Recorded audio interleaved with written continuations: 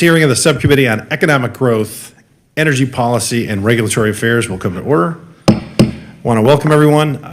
Without objection, the chair may declare a recess at any time. I ask unanimous consent for Representatives Palmer of Alabama, Representative Issa from California, Representative Moskowitz from Florida to waive onto this committee for the purposes of asking questions during this hearing. Without objection, so ordered. I recognize myself for the purpose of making an opening statement. Today we're going to examine the Department of Energy's proposed rule on conventional cooktop stoves, and more specifically, its de facto ban on gas stoves. This proposed rule is just one in a series of recent actions that embody the Biden administration's whole of government approach to over-regulate Americans' day-to-day lives. Like many of you, I was shocked when I first heard the report that the federal government was even considering such a proposal. I thought, surely this can't be true, it's some clickbait. But no, after looking into the details, it is unfortunately true. It is a de facto ban. The Biden administration is looking to regulate gas stoves out of existence. We know that the department has the authority to regulate energy efficiency standards for appliances and has done so far, they've done that for decades without really a major issue. But since Joe Biden took office, he made clear from day one that he was on a mission to abolish fossil fuels.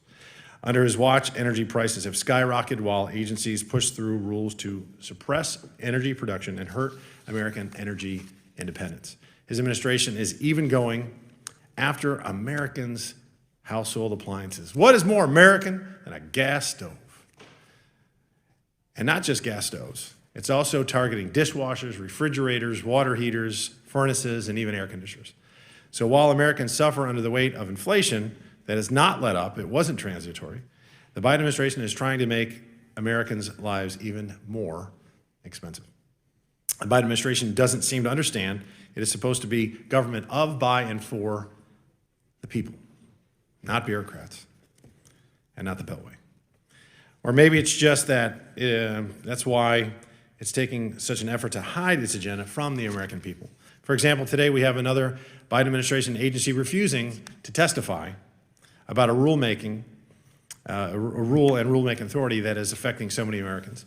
The Department of Energy ought to be here at this hearing to answer questions about rulemaking on its gas stoves, but again, it's not. The Department of Energy refused to come, claiming that the rulemaking process is ongoing. That's exactly when Congress should be asking questions, not when it's finished. What the Department of Energy, what are they hiding? Why are they afraid to come and answer questions about one of its own priorities before the elected representatives of the people?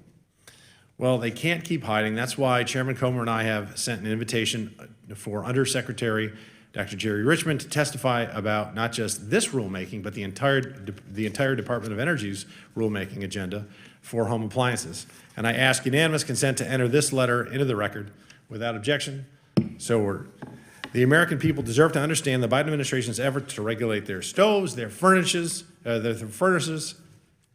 appliances, and quite frankly, their lives. That said, I thank the witnesses for appearing today and for your willingness to testify about this important issue. And with that, I yield to Ranking Member Bush for her opening statement. Thank you, Mr. Chairman. St. Louis and I are here today to discuss climate, the environment, and the very air we breathe, not just gas stoves. I wish my Republican colleagues were as concerned about Black and brown communities on the front lines of our climate crisis as they are about an appliance. This proposed rule is not a ban on gas stoves. This proposed rule is not a ban on gas stoves. We are regulating indoor air pollution. The climate crisis is happening all around us, and Republican inaction is costing us lives. As lawmakers, we have a moral obligation to prioritize the health and well-being of every person across our country. I represent a community where the threat of climate pollution comes from both inside and outside our homes. In St. Louis City, Black children are twice as likely to test positive for lead in their blood than white children. St. Louis ranks among the highest across our country for rates of asthma, with rates significantly higher for Black residents than white residents. I can only imagine the number of my constituents who are unknowingly being poisoned by their gas stove in the state that it is without this proposed rule being in effect, especially young children, our elders, and people with disabilities who are disproportionately at risk for contracting respiratory illnesses. Let's not forget that many of these gas stoves are not owned by the residents of those homes, but often absentee or corporate landlords. That is a thing. We have a number of housing regulations in place to ensure that renters are kept safe. This also applies when we speak about keeping renters safe to the indoor air pollution, how that should be a top concern. This proposed rule is not a ban on gas stoves. Research proves that improving the energy efficiency of gas stoves and switching to electric stoves completely will save lives, will save money, and will save our environment. The Department of Energy estimates that the updated standards to improve gas stove energy efficiency will save consumers at least $100 million, provide climate benefits of $67 million, and health benefits of $65 million each year. Congress has an obligation to make smart and forward-thinking investments with taxpayer dollars to ensure our future generations are not plagued by illnesses that lawmakers can prevent today. It's important to recognize that gas stoves perpetuate an unsustainable reliance on fossil fuels and can cause significant health issues. We know the Department of Energy's proposed rule and new efficiency standards will reduce both the negative climate and negative health impacts. The Department of Energy policy would keep our communities safe. So it's no surprise the Republicans are against it. Republicans are consistently against regulations that maintain workplace safety standards, enact gun control to keep our children safe in schools, and allow access to reproductive care. These standards are not a ban on gas stoves, but a way to move the nation forward and reduce health and climate risks to people and our planet while giving consumers more information and more options. Gas stoves have long been linked to serious health hazards, especially in children who grow up in homes with gas stoves. According to the Scientific American, scientists have long known that gas stoves emit pollutants that irritate human airways and can cause or exacerbate respiratory problems. We have the tools and the technology to address these issues definitively within the timeline DOE set forth. 3 years to allow manufacturers to produce more energy efficient stoves is being generous.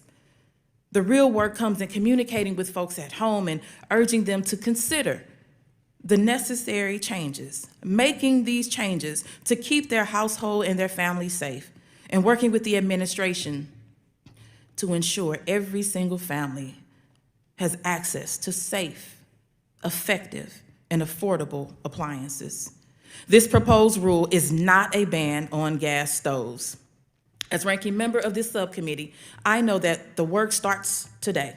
I implore my colleagues to join Democrats in the serious work of helping keep our communities safe and informed, rather than partaking in the unserious work of sensationalizing safety standards by DOE and misconstruing the science and misconstruing the facts. Thank you, and I yield back. I'm pleased today to welcome our panel of witnesses. First, I'd like to welcome Matt Agan, who currently serves as Chief Regulatory Counsel for Energy at the American Gas Association. He brings with him over 18 years of experience in both private and public sector, working on numerous facets of the energy industry. Our second witness today is Kenny Stein, Vice President of Policy at the Institute for Energy Research, who specializes in domestic and international energy policy, environmental regulation and policy, federal and land management policy, federalism, and legislative analysis. Our next witness is Ben Lieberman, a senior fellow at the Competitive Enterprise Institute, who also served as senior counsel on the U.S. House of Representatives Committee on Energy and Commerce. Our last witness today is Andrew Delasky, and Executive Director at the Appliance Standards Awareness Project. I welcome all of you here today and look forward to hearing your testimony on this important topic. Pursuant to Committee Rule 9G, the witnesses will please stand and raise their right hands.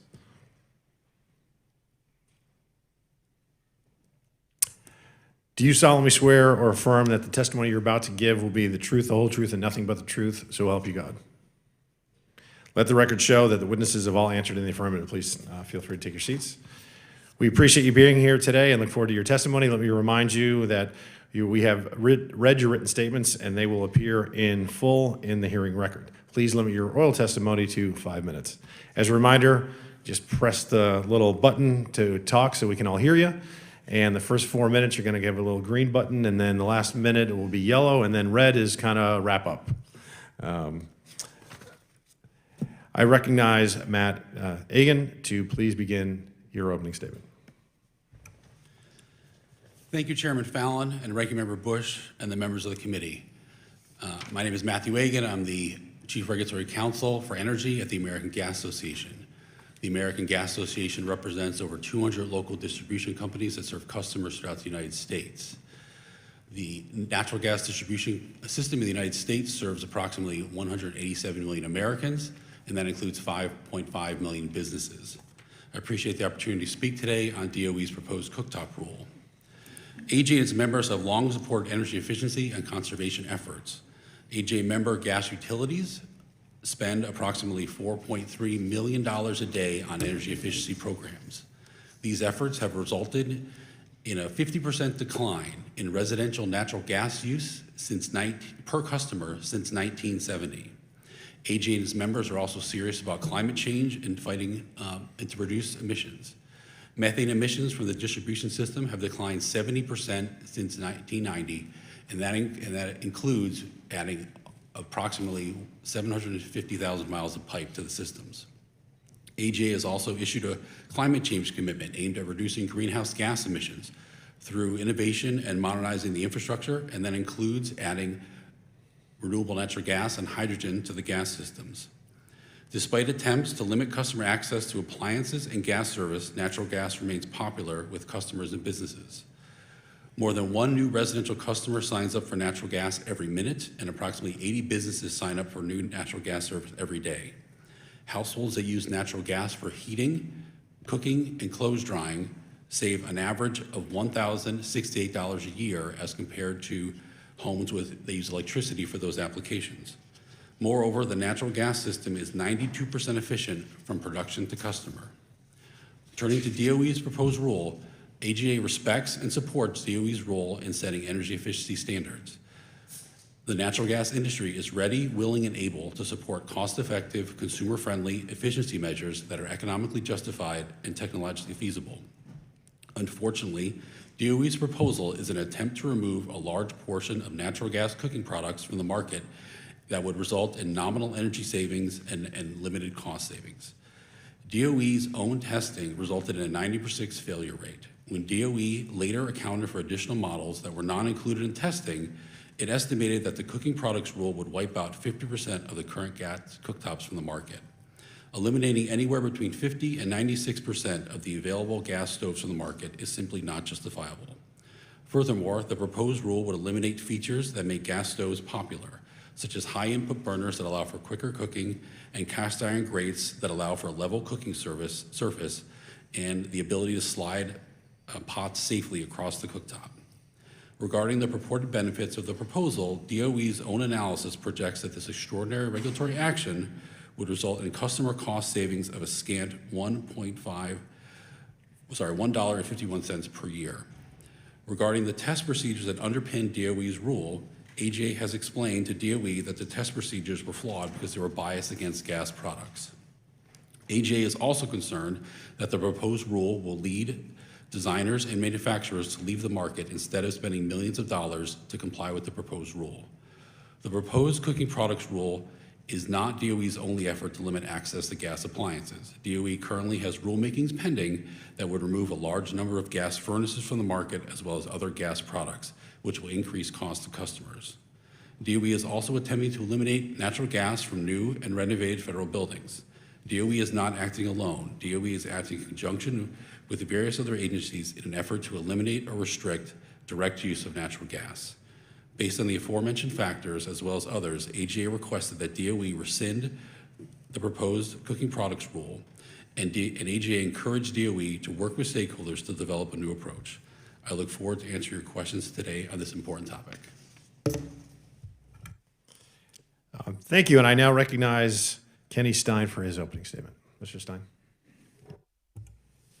Mr. Chairman, thank you for the opportunity to testify at this hearing. The Department of Energy's proposed rulemaking on conservation standards for gas stoves is not a sincere attempt to improve efficiency. Its rulemaking is yet another piece of this administration's whole-of-government approach to targeting energy sources that it disapproves of for ideological reasons. It is an attempt to stop consumers from using a product, natural gas, that is affordable, abundant, and convenient. This proposed rule is deficient in its justification and is outright illegal, obviously violating the plain language of statute. The Energy Policy and Conservation Act, the statutory authority relied upon for this rulemaking, is a consumer protection statute. The law does mandate energy efficiency standards, but it also protects consumers from overreach from the Department of Energy. In the case of the proposed conservation standards for conventional cooking products, i.e. gas stoves, DOE is overreaching in multiple ways and violating the plain text of EPCA. While there are other deficiencies in the proposed rule, I'll focus my comments on two specific legal failures. This rule violates the features provision of EPCA, and it violates the significant savings of energy requirement of EPCA. By the features provision of EPCA, I'm referring to 42 U.S.C. 629404. EPCA is designed to protect consumers economically, but it also protects consumers from DOE removing useful products from the market. The Secretary of Energy, under that section, is forbidden by statute from promulgating regulations which result in the unavailability of products or product features. In the technical support document for this proposed rule, there are 21 gas stoves in DOE's test sample that met DOE's screening criteria of including important features, such as continuous cast iron grates and at least one high input rate burner. In the TSD, DOE also specifically acknowledges that continuous grates and high input rate burners are features under EPCA. Of the products in the test sample, only a single stove met DOE's proposed standard, meaning that only 4% of the units included in the test sample met DOE's proposed standard. Elsewhere in the TSD, DOE characterizes the 21 stove sample as representative of the gas stove market. Promulgating a rule where only 4% of the market, according to DOE, would meet the standard violates the features provision of EPCA. But it gets worse. IER's research suggests that the one gas stove that did comply with DOE's standard is actually no longer on the market. DOE does not disclose the models in its test sample and instead only gives the test units an anonymous number. This failure to provide the model number deprives the public of critical information necessary for the public to have proper notice of the impact of regulation. In the case of this proposed rule, the lack of model numbers is especially troublesome because if our research is correct, it appears that the only model in DOE's test sample for conventional gas stoves that meets DOE's proposed standard is no longer on the market.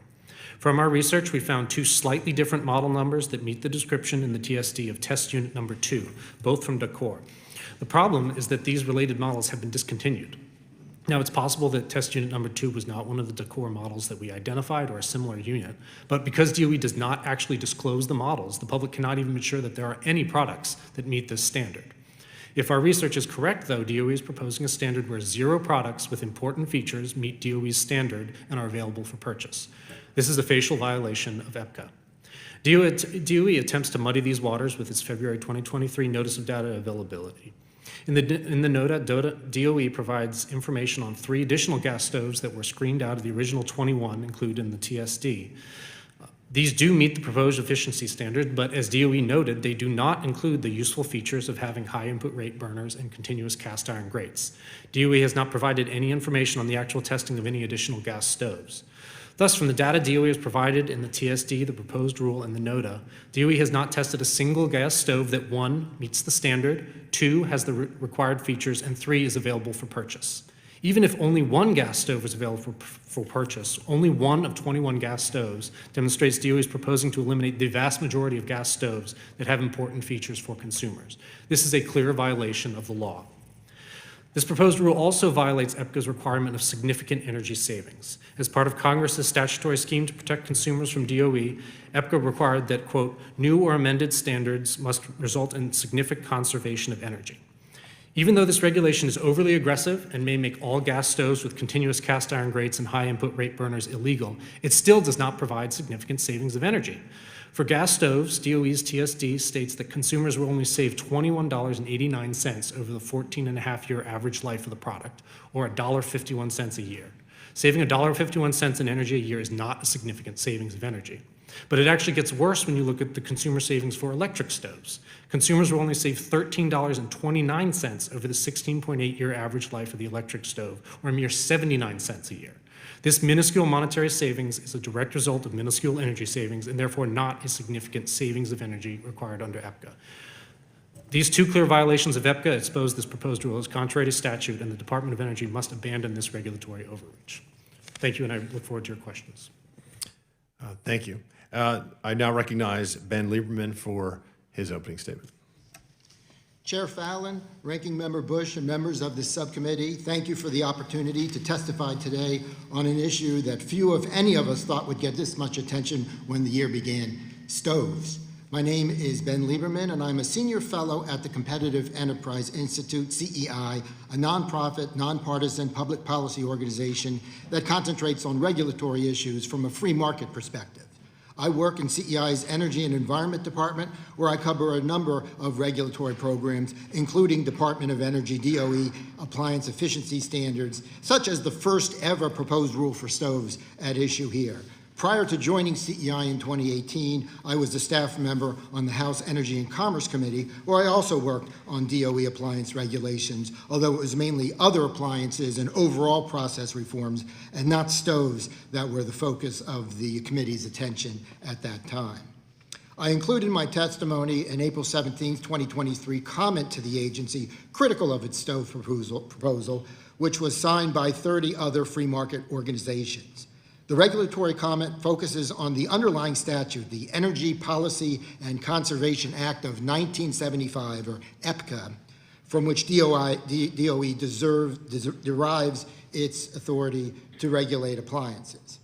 Contrary to some descriptions, EPCA does not take an efficiency at all cost approach to appliance regulations.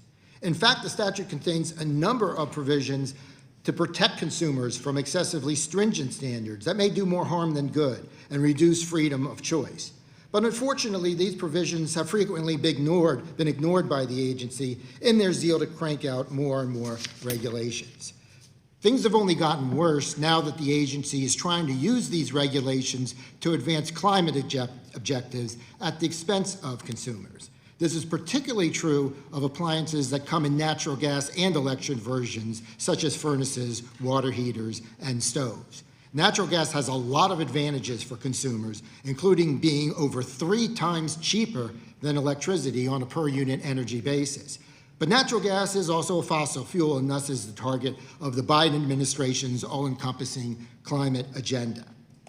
The proposed rule disproportionately burdens gas stoves relative to electric versions and threatens to take away some of the features people like about gas stoves. Doing so violates the law, but more importantly, it is bad policy. Consumers should decide what kind of stoves they want in their kitchen, not the government. DOE's stove rule is just one of many efforts on the part of the Biden administration to wean Americans off natural gas stoves and other appliances and in favor of electrifying everything. Indeed, DOE is but one of 2 agencies currently targeting gas stoves. The Consumer Product Safety Commission is the other. And at the same time, the administration supports state and local bans on natural gas hookups in new construction and opposes natural gas pipelines. You can't have a natural gas stove if you don't have natural gas. New subsidies in the Inflation Reduction Act further tilt the balance heavily in favor of electric stoves. $840 for a new electric stove, but $0 for a new gas stove. And upstream of the end user, hostility to natural gas drilling on federal lands and natural gas pipelines threatens the cost advantage natural gas currently enjoys over electricity. Make no mistake, there is a war on natural gas, and it is extending into our homes and into our kitchens.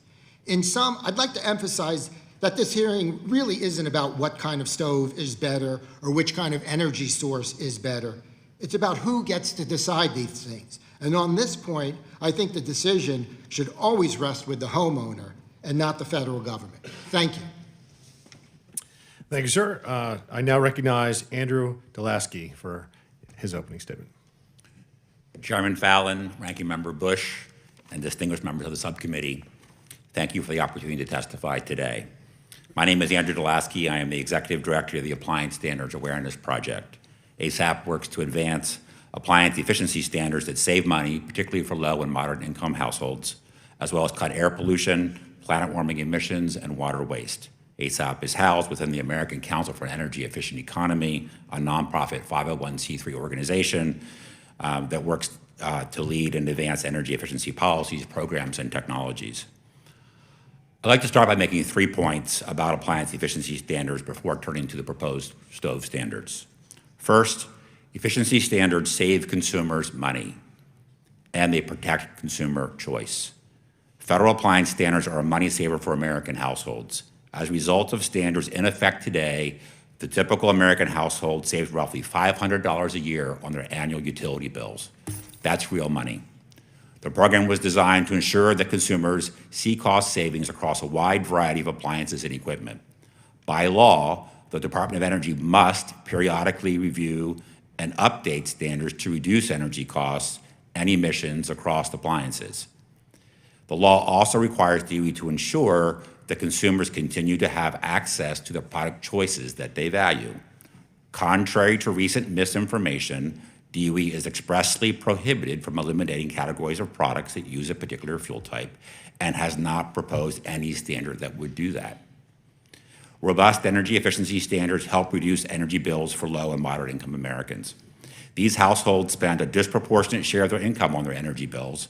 They tend to benefit most from energy efficiency standards because they are often renters with little control over the energy efficiency of the appliances that get put into their homes. Equally important, standards ensure that manufacturers include energy-saving innovations throughout their product offerings, including their basic low price point models, the ones that typically are bought by low and moderate income purchasers. Second point I want to make is that efficiency standards enhance U.S. energy security. The Federal Appliance Standards Program is a strategy to boost energy security that dates back to the aftermath of the energy crises of the 1970s. Energy efficiency standards bolster our nation's energy security and independence by freeing up critical natural gas, oil, and electricity supplies and reducing the need for imported fuels. In addition, by reducing peak electricity and natural gas demand, standards make our energy systems more robust and resilient. Third point, there is bipartisan support for strong energy efficiency standards. Recent polling by Morning Consult demonstrates the breadth and strength of this support. 3 in 5 adults support stronger standards, including a supermajority of Democrats and a plurality of Republicans. Polling over more than a decade demonstrates very durable public support for improving energy efficiency. The public supports cutting energy waste and saving money.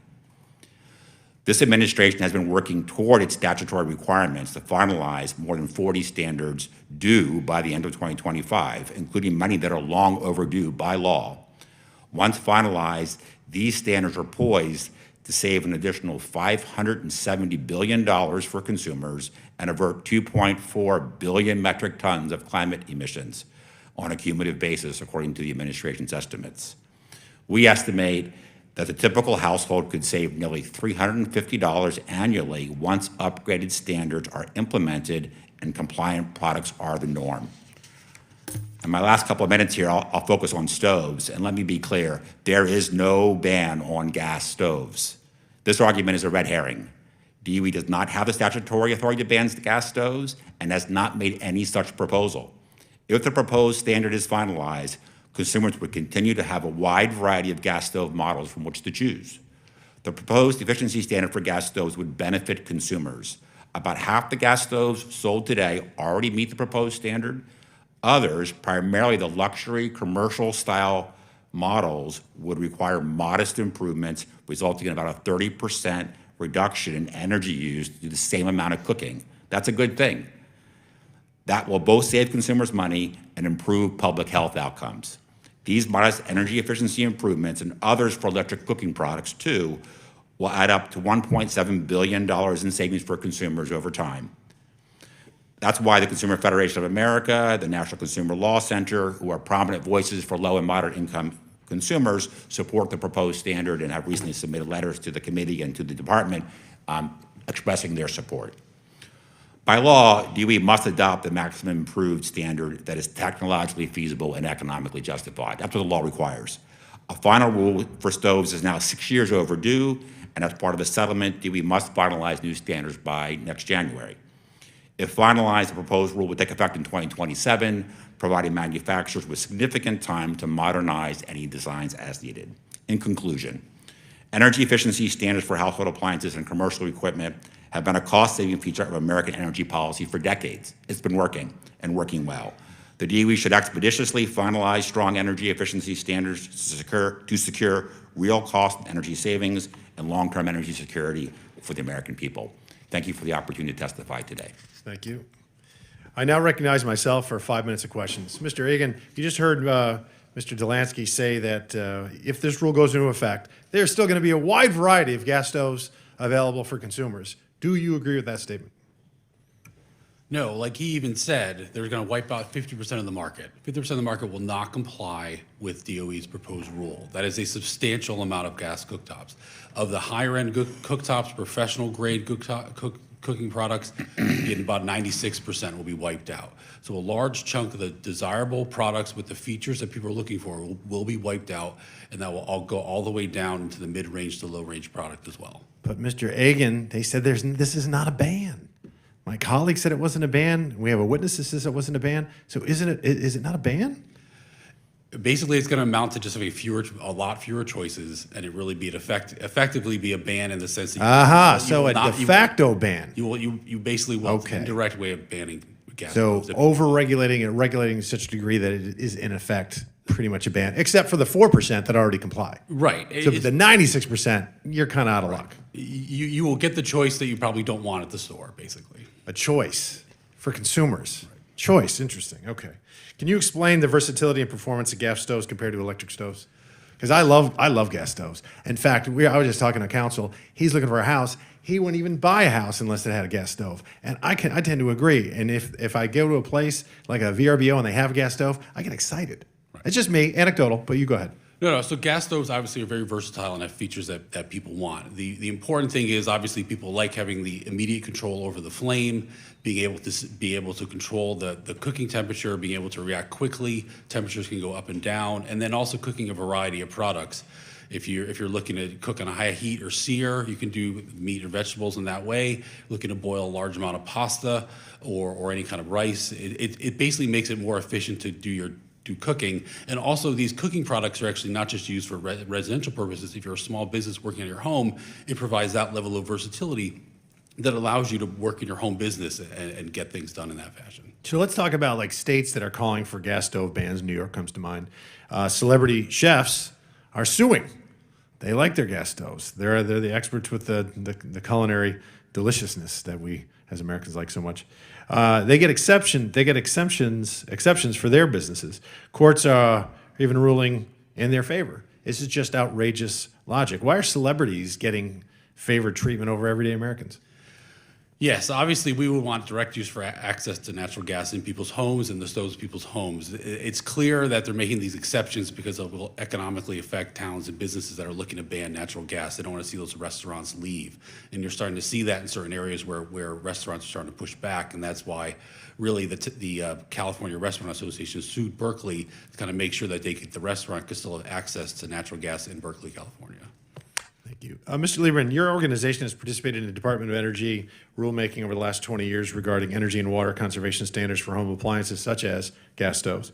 How does the efficiency standard in the proposed rule violate the Energy Policy and Conservation Act?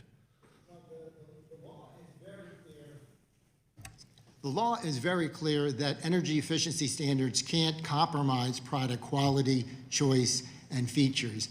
And that clearly is at issue here. Gas stoves are much disproportionately burdened under this. Gas stoves will survive, but they'll have to cut corners in order to comply. They'll have to cut back on the very highest heat burners, as we've heard. And these are features that people want. They're on the market because people want. Essentially, the statute says if a feature is on the market before a standard, it has to remain on the market in at least one model after the standard. That's not going to be the case here.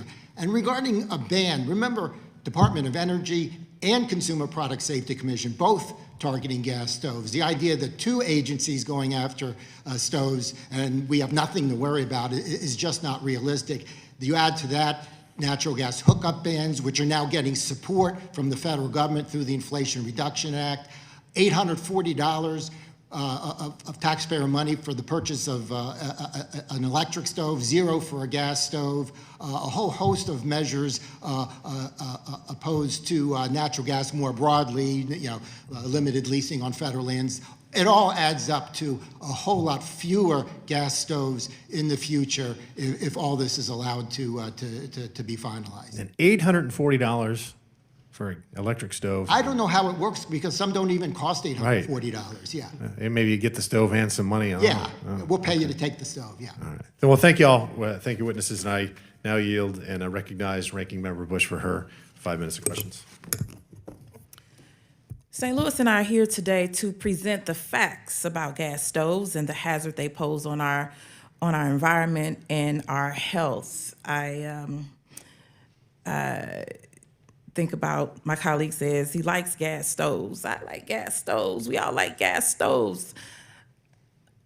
Seatbelts work too because there are standards put in place to keep people safe. This is a standard. This is we're talking about keeping people safe, and I like people to be alive, not necessarily what looks like a way to weaponize or to politicize an appliance. Let's keep people safe. So scientific research has proven there is a direct connection between gas stoves and let's just take childhood asthma, finding that gas stoves are linked to 1 in 8 childhood asthma cases. These findings are especially concerning considering that asthma disproportionately affects Black and brown communities, like whole communities of people, humans. According to the Centers for Disease Control and Prevention, 13.4% of Black children have asthma, while only 7.8% of white children have asthma. New mothers heating up bottles or making pancakes could be poisoning their children without their knowledge. We want to keep them safe. This evidence linking gas stove emissions to negative health outcomes, it continues to grow. Gas stoves rely on natural gas or methane as a fuel source, which affects both the climate, both as fossil fuel source and as a greenhouse gas itself. So, Mr. Delasky, how does using natural gas as a fuel source contribute to the climate crisis? Burning natural gas in our homes and in our power plants is a significant contributor to climate change emissions, and it's also a significant contributor to air quality challenges and problems indoors and outdoors. And making our stoves more efficient would reduce combustion and reduce the emissions coming from our stoves. Okay, Mr. Delasky, would improving the efficiency of gas stoves, would that help reduce the impact on the climate crisis? Absolutely. Improving the efficiency of our gas stoves would help. I wholeheartedly agree. A 2022 study by Stanford scientists found that annual methane emissions from all gas stoves in the United States, in those homes, our homes, have a climate impact comparable to the annual carbon dioxide emissions of 500,000 cars, with more than 3/4 of methane emissions originating while the gas stoves were not even in use. So, Mr. Delasky, what actions can manufacturers, can consumers, and regulators take to prevent the vast amounts of methane leakage from gas stoves? One of the steps that we can take is for the Department of Energy to set the first ever efficiency standards for gas stoves. We now, for the first time, have a way of measuring relative efficiency and to ask manufacturers to make the investments to make their gas stoves that they sell more energy efficient, reducing their emissions. One more question for you. What pollutants do gas stoves emit that are so harmful to human respiratory systems? I'm not an expert in the various emissions that are coming out of gas stoves. I would point you to comments filed by the American Lung Association, as well as a number of nurses' organizations and other public health advocates to the Department of Energy in the gas stove docket, where they lay out some of the problems for indoor air quality and for ambient air quality. They're the experts, and I point you to that American Lung Association. They support the gas stove standard and are vocally supporting it. Well, I'll just add, like, nitrogen dioxide, which is known to irritate the human respiratory system. And as a nurse, I've seen it all too often, the effects. Further research we know is warranted. In the meantime, experts suggest several actions businesses and families can take to reduce the health risks associated with gas stoves. These include opening a window, using an exhaust hood, installing carbon monoxide detectors, and making the transition to electric stoves. Everyone should have the necessary information about their household goods to determine what is best for them, particularly their stoves. Thank you, and I yield back. Thank you. Chair recognizes my good friend and colleague from Florida, Mr. Donalds. Thank you, Chairman. First and foremost, I find it to just be highly disrespectful that the Department of Energy was asked to be here. They're not here. They don't want to answer questions about their own rule, which is going to impact the bottom line and the pocketbook of every American, especially those who own gas stoves currently. And, you know, I just find that to just be ridiculous. They must be taking a cue from the president, who doesn't even want to answer questions, doesn't do press conferences, and just is nowhere to be found. I find that to just really be laughable, to be honest. Secondarily, this whole gas stoves thing makes no sense. Mr. Stein, I think you were saying in your testimony that roughly only 4% of the current product in the gas stoves market would actually even comply with the EPA's rule. So if you are a homeowner or even a renter and there are gas hookups into the kitchen, what are they supposed to do? Are they now supposed to retrofit their kitchen for an electrical outlet? Because it's not a normal outlet with electric stoves. It is a specially designed outlet for the electric stove in the kitchen. So I would ask the Department of Energy, if they were actually here, what do you expect the American people to do with respect to their kitchen? Are they gonna now retrofit their kitchen to allow for an electric hookup to go in there when the house wasn't designed for that? Mr. Delaski, what's the cost on that? Is that in your research? The department has not proposed to ban gas stoves. The department did not propose a ban of gas stoves, but the department is actually going to regulate the fact that most gas stoves on the market would no longer be able to be sold. They won't be allowed to be sold, only 4%. Do you agree with that, Mr. Delaski? No, I've seen this movie before. Where No, Mr. Delaski, this is not a manufacturers movie, this is reality. The claim is that- Mr. Delaski, this is reality. Because if you're going to tell, let me bring it to you this way. If you're going to tell my mom that she can't have a gas stove anymore and she can only buy an electric stove, but there's a gas hookup in the kitchen and now the kitchen has to be remodeled, and we were renters, we were not owners, which means the landlord had to go and redo that. Do you know what that's going to do to her livelihood? What happens if the landlord says, man, I got to go through these massive retrofits, I'm not paying for that? It falls on the back of the renter, which is what does happen. Does that sound like a movie to you? No, it doesn't. I'm not even asking you a question because this is ridiculous.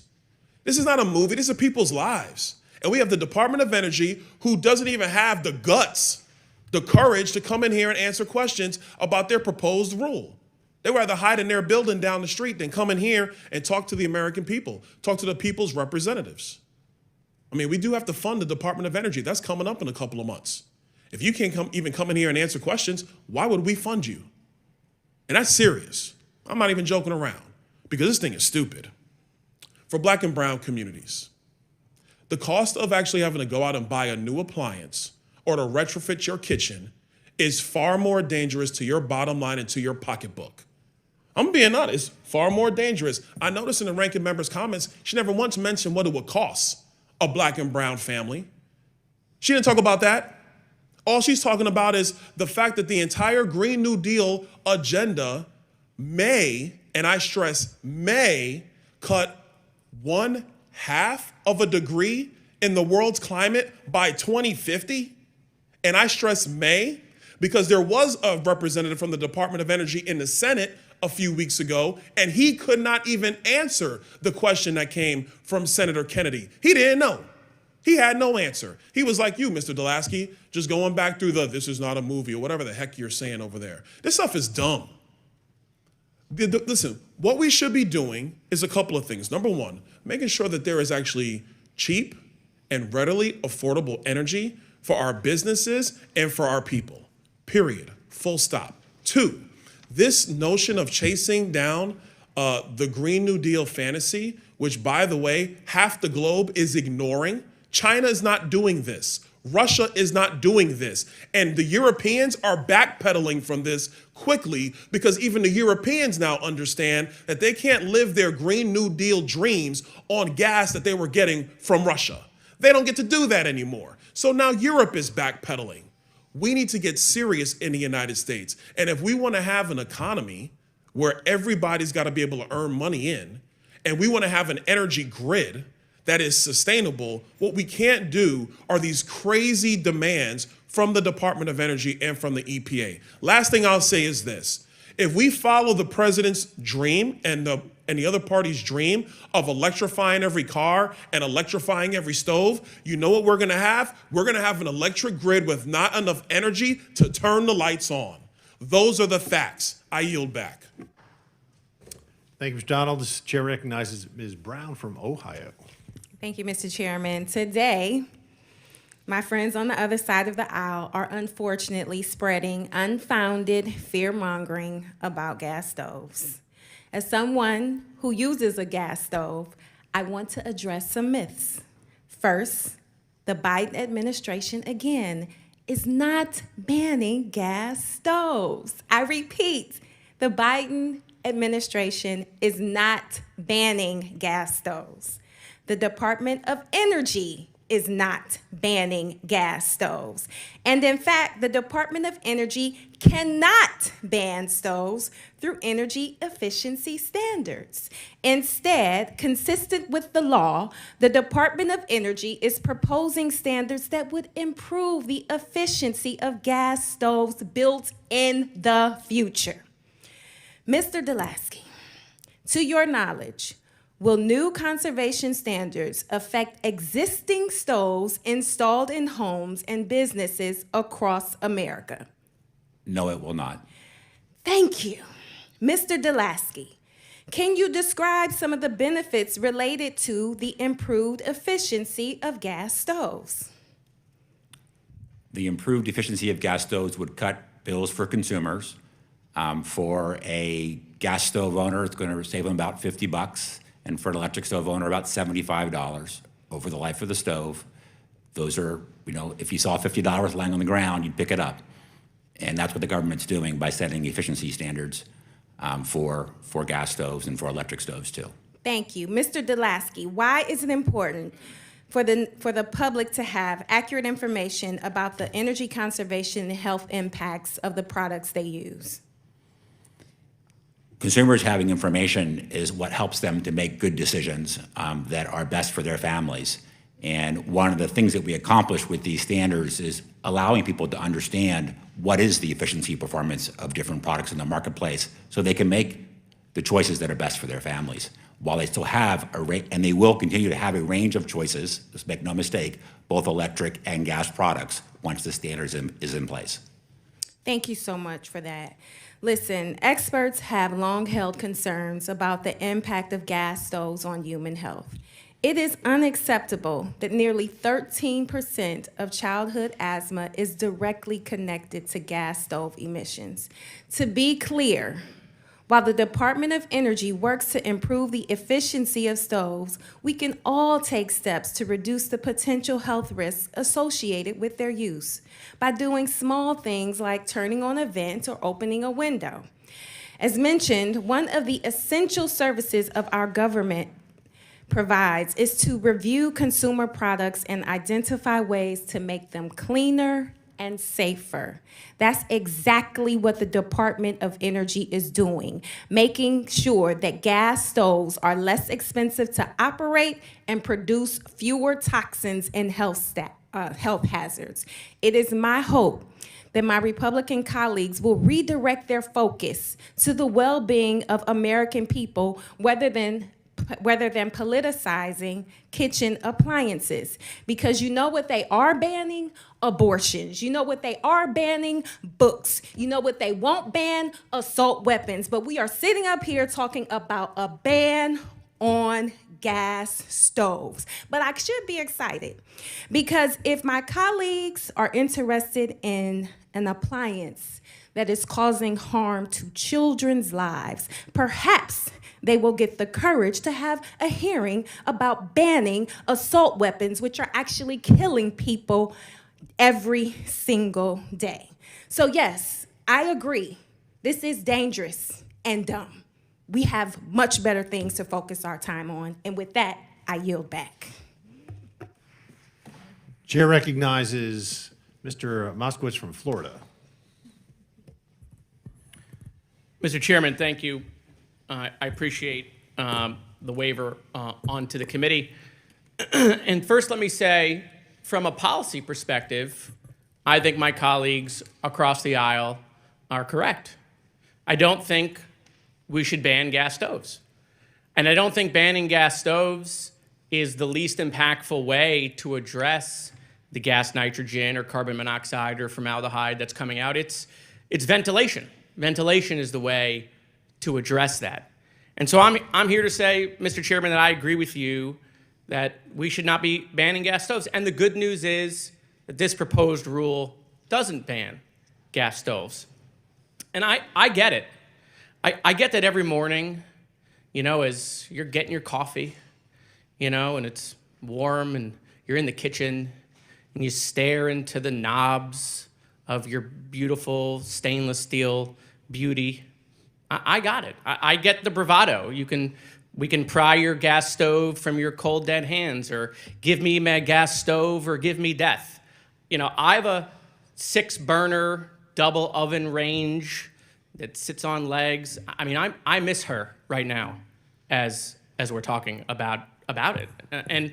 And so I think, because it's a two-party system, I think when my colleagues across the aisle, the other party, show leadership, the leadership of our times that is desperately needed, Democrats like myself should commend them.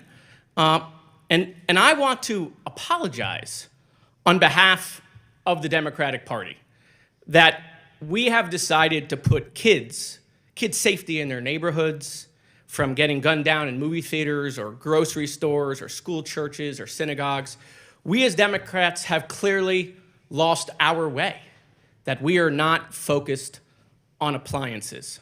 And so we're finally seeing our friends across the aisle stand up for parents all across the country as they tuck their kid in at night, as they dress them for school in the morning, as they are worried that they may not come home.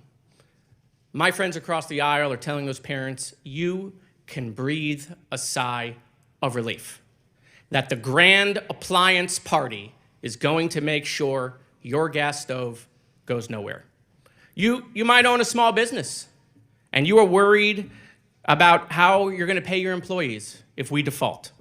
The good news for you today is that if you have to shutter your business because the country defaults, your gas stove will still be there. And so, you know, I look forward to the legislation of our time, the Appliance Bill of Rights that might come in front of this committee, and joining in this fight together as we show Americans that Congress can still do big things, that we have not lost our way, and that when the American people need leadership from their elected leaders, we are going to deliver for them and their gas stoves. Mr. Chairman, thank you. I yield back.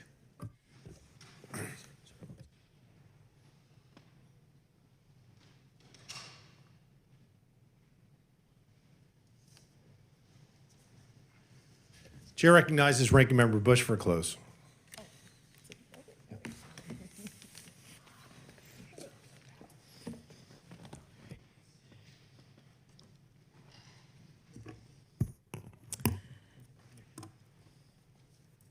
As we have heard over and over again, this is not a ban on gas stoves. This is not a ban on gas stoves. This is not a ban on gas stoves. We would love to see actual action that saves lives, but we continue to see from our Republican colleagues actions that loosen regulations, that make it easier for humans to lose their lives, make it easier for humans to become ill. Gas stoves have an enormous impact, a negative impact on the climate and on humans' health. We've said it over and over again, including contributing to childhood asthma, and that's a big deal. Respiratory illnesses are a big deal. Energy efficiency standards benefit American consumers by lowering the risks that are associated with gas stoves and saving them money on their utility bills. The Department of Energy's proposed rule on energy efficiency for consumer cooking products is part of the normal course of business, and it is required actually by law. The proposed rule is also part of an effort to catch up on the long overdue updates to energy efficiency, those standards that fell to the wayside during the Trump administration. The proposed rule also has the support of consumer protection organizations such as Consumer Federation of America and the National Consumer Law Center. I would like to request unanimous consent to enter into the record a letter from these two organizations submitted for this hearing. Yes, So moved. thank you. Without objection. So moved. I also would like to highlight an important point raised in the letter, and I quote, "Inefficient stoves raise important equity concerns. If DOE fails to adopt strong efficiency standards for stoves, it will leave millions of renters who are disproportionately low income compared to the population at large, consigned to having less efficient stoves installed with consequently larger energy bills." The proposed efficiency standards are not a ban on gas stoves. Again, the department does not want to, nor can it ban gas stoves. The Biden-Harris administration has specifically stated that it is not in favor of banning gas stoves. Republicans are deliberately misrepresenting the facts and misrepresenting data, all while focusing on this made-up war, let's call it that, on gas stoves and ignoring far more pressing issues for Americans across the country. We're about saving lives. That's more important than what we're seeing about how comfortable it is to have a gas stove in the manner that we have them now. It's okay. New technology comes out, new information comes out. I think we should move forward with that. And we don't have to ban gas stoves to do it. Consumers should have all of the relevant information, all of the important information that they need to make an informed decision about appliances in their own homes. Thank you. Thank you very much. I want to thank Representative Moskowitz for coming in and giving his testimony. He was waved on the committee. He actually was one of the 29 Democrats that voted with the Republicans to prevent this rule from going into effect. So I want to thank him for his support as well on this. So I figured at the beginning of the hearing that my colleagues on the other side of the aisle would say either this is not a ban or regulating them out of existence. It's something that because it isn't a ban, it's a regulating out of existence. That's what it is. So I would partially agree. Or they would say, this is something climate change demands it, so we're going to command it. This is something that we're going to make mandatory. But actually, they did both. And some of the salacious and ridiculous and hyperbolic claims, like the Republicans are against safety, I mean, that's absolutely absurd. This is about taking away choice. And every time you take away choice, you take away liberty. And it seems to me the only choice that many of our Democratic colleagues are comfortable in allowing the masses to have is abortion. Everything else, it's best left to the elites. And this is not a ban. Yeah, it's, again, regulating them out of existence. And what they do, they cite wild and hollow savings claims. And I prefer, if we're going to give someone a choice, do you trust the American individual or do you trust an unelected bureaucrat? And this, again, comes down to, is it the rule of law, which is I thought we were supposed to be a rule of law nation, or is it the law of the rule? And then we were told gas stoves are are hazardous, or they're disproportionately harming people of color, or they're dangerous, or they're poisoning, and their gas stoves kill. So I guess by implication, gas stoves could be racist. Or are they just better to help us scramble some eggs and make some crispy bacon? This is about, at the end of the day, choice. And it's clear the American people simply don't want these opaque and complicated rulemaking standards that the Biden administration is putting forth. Nominee after nominee that President Biden puts forward has faced serious opposition or straight up rejection, because this is extreme. Just take the sinking of the nominee for the Office of Energy Efficiency and Renewable Energy, for example. We would have loved to have him testify on the proposed rule issued today, since his office would be having to sign off on it. But as you can see, there are 2 empty chairs that the Department of Energy was asked to come, and they just, again, thwarted the request of Congress. Concerningly, these agencies are moving forward with overreaching, ideologically driven rules without the consent of the American people. And then they won't even come to answer questions from the American people's elected representatives. I would be just as angry if they ignored it under a Republican administration. The Department of Energy is even relying on court-ordered consent decree initiated by environmental groups as a basis for staying out of this hearing room today. And let's get real. Agencies avoiding accountability is a theme we've seen through this Congress from this Democratic administration. We saw it last Congress with a Democratic majority as well. The reason for this behavior is the Biden administration knows it is politically exposed and compromised. This is an uncomfortable hearing. We hear this from our colleagues about, don't we have better things to do than talk about appliances and gas stoves? We're talking about liberty and we're talking about freedom, but this is the same party that had, I think, 3 hearings with this committee about the Washington Redskins and Daniel Snyder. I think we had a little more important things to do than harass that man. I get what do they call now, the Commanders? I don't even know. They'll forever be the Redskins to me. Republican legislation protecting consumer choice has talked many Democrats out of supporting the Department of Energy's proposed rulemaking. Again, as I mentioned, this is bipartisan support to kill this rule. 29 Democrats joined all the Republicans. So, meanwhile, we have Energy Secretary Granholm herself has defended bans against gas stoves, although she has one herself, which is at a height of leftist hypocrisy. So do celebrities in California who are suing for exceptions to have their gas stoves in kitchens. Can you imagine suing to keep a gas stove in your kitchen? This is absurd. This is where 10 years ago, I don't think any of us saw. There's plenty of topics today that 10 years ago we would have thought there was no possible way that we'd get there. One of the key principles of our great country is we the people, not we the bureaucrats. That's kind of a dictatorship of the bureaucracy, quite frankly. Free markets determine what we want for ourselves and our families and our communities. And people and Americans are free right now to have a choice. You can have an electric stove if you want, or you can have a gas stove. I want to thank the witnesses for their participation and contributing to this meaningful discussion today. I look forward to scheduling a follow-up hearing with the Department of Energy, and maybe then they'll actually show up and do their jobs and be held accountable to the American people. They do cast a check, and that check is written by the American taxpayer, and at which time we hope that they'll appear and they can answer our questions.